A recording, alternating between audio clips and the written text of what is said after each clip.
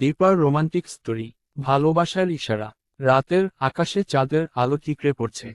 কণিকা সবুজ ওড়নায় নিজেকে জড়িয়ে আয়নার সামনে দাঁড়িয়ে। হাসিটা ওর ঠোঁটে ঠিকই আছে, তবে চোখের গভীরে লুকিয়ে আছে এক অদ্ভুত অনুভূতি।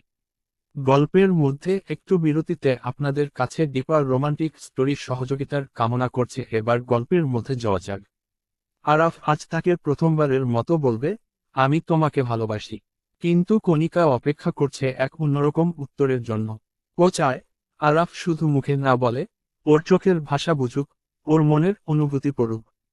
তাই আজ সে ঠিক করেছে কিছু বলবে না, শুধু হাত তুলে ইশারায় বুঝিয়ে দেবে।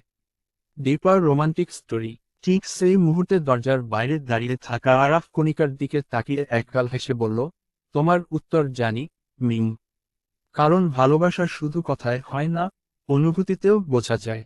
দীপার রোমান্টিক স্টোরি। কণিকা লাজুক হেসে আঙুল উঁচিয়ে আরাফের দিকে ইশারা করল, যেন বলতে চাইছে, তুমি ঠিকই বলেছ। এভাবেই কিছু না বলেও তাদের ভালোবাসার গল্পটা শুরু হলো। শেষ। আজকের গল্পটা এটুকুই। আপনাদের কাছে চাওয়া আমার একটা লাইক, কমেন্টে এবং একটা ফলো করে কমেন্টে গিয়ে বলবেন কাজের ভিডিওটা কেমন হয়েছে। ধন্যবাদ। দীপার রোমান্টিক স্টোরি।